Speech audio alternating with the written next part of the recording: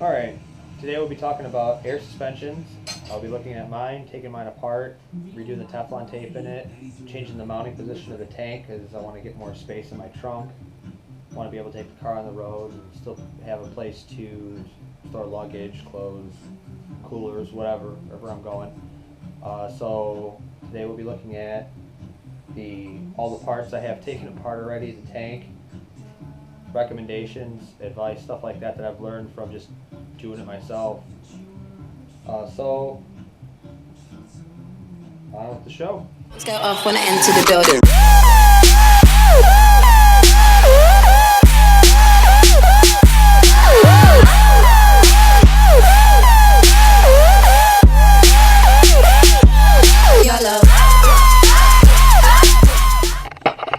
Alright, so here's all the air suspension parts.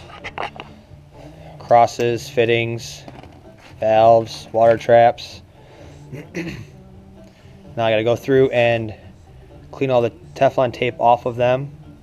I'll show you how to properly wrap the fittings so you don't get frayed ends like this when you're putting them back together. Also, the tank. This beast right here. It's a 5-gallon steel tank, which a recommendation I have is when you buy a tank, get an aluminum tank. This does have rust in it.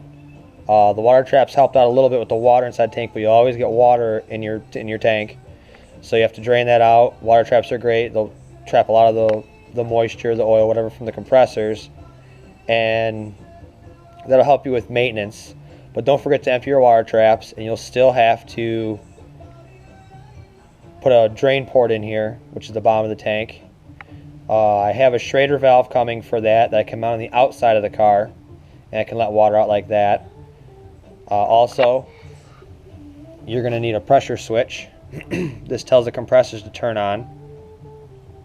At a certain PSI, I turn off at a certain PSI. This one is, I don't know if you can see this or not, but it turns on at 150 PSI and turns off at 180 PSI. You also have to have that in the tank, and as you can tell, there's even rust on this pretty bad. So I might change this out just to be safe. But yeah, then now I'm just going to clean off all the Teflon tape, mount my valves and everything together, and go from there. Alright, these are all the fittings. The T's, adapters, elbows, valves. Those are the pressure sensors for the gauges. Like I said, I'm not going to be reusing this. It's got rust all in it. So I had an extra one ordered. I got that right here, brand new. So now it's just going to be wrapping the Teflon tape around the ends the right way and putting them in here for the new configuration for the tank. And I will be calling it a day today and be back maybe next week sometime to wrap the Teflon and all that. And I'll show you how to wrap Teflon to make sure you do it right so it doesn't fray or actually come off while you're tightening it in. And I will start putting stuff on the tank, seeing exactly what other fittings I might need before ordering, so I have everything I need to remount the tank inside the trunk, but I have it on the rear deck shelf instead of on the floor of the trunk, so I have more room in the trunk to go to shows and stuff like that. Alright, this is how you wrap Teflon tape around a threaded fitting. I use Teflon tape over the liquid stuff because the liquid thread locker or thread sealant is you have to wait for it to dry. Where this stuff you can do it right now. So if there's an issue while I'm on the road, I can just wrap some Teflon tape around and put it back together and be on my way real quick. But what you got to do is figure out the way it threads together. It spins like this. So you want to thread it, the tape, so it goes around like this. When you rip it, it goes like that. So when you twist it, it's not going into the frayed end, into the ripped end, and it's going to start fraying. So it twists like this. So I'm going to want to wrap the Teflon like this.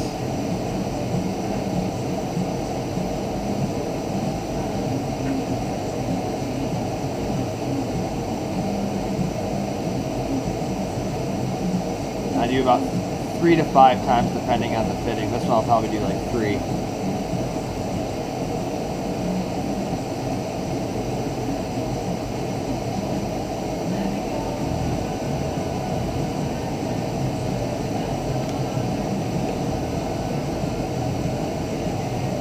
Now it's ripped like that when you put it together. Don't get any fraying.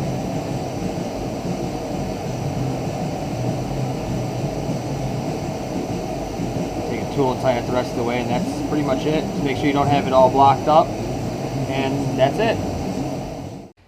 Alright, so my plan for the trunk, putting the air valves in the wall, there wasn't enough room for the valves and everything I needed to, so this is plan B. This could be mounted in the spare wheel well, so I'll be able to cover that up with the spare wheel cover. So this is what I'm running now. All these valves here are inlets from the tank. Then like right here on the crosses, those are going to be the fittings going to the bags. And then back here obviously will be the dump valves, which I'll have fittings on those and have airlines going outside the car, because when you dump the valve, you dump the bags, when those valves open up, it's quite loud. So that should help with the noise inside the car. So plan B it is.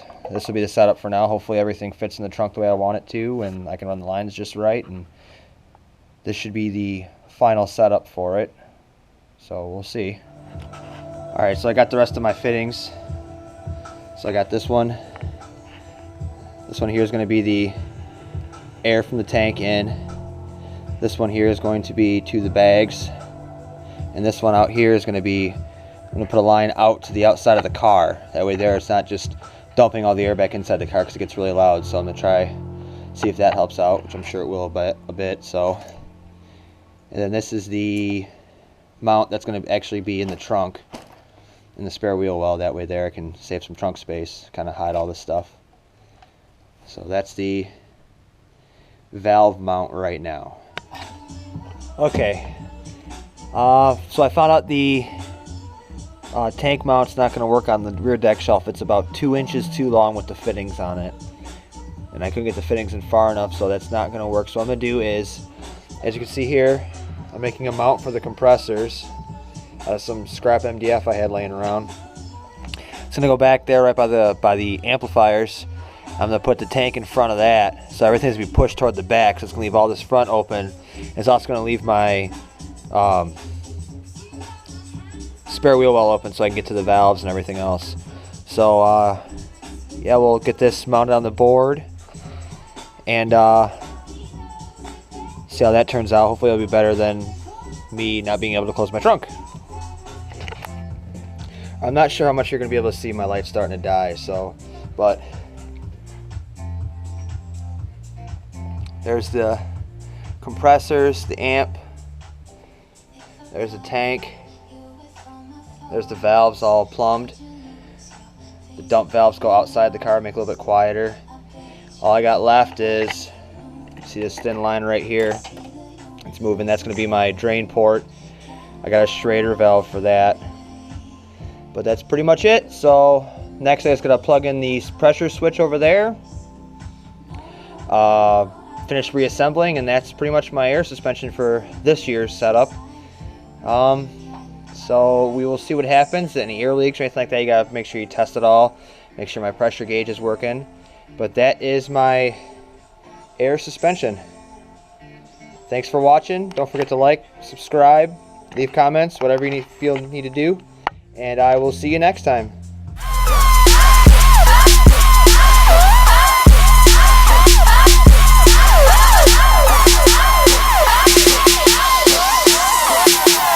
Alarms go off when I enter the building.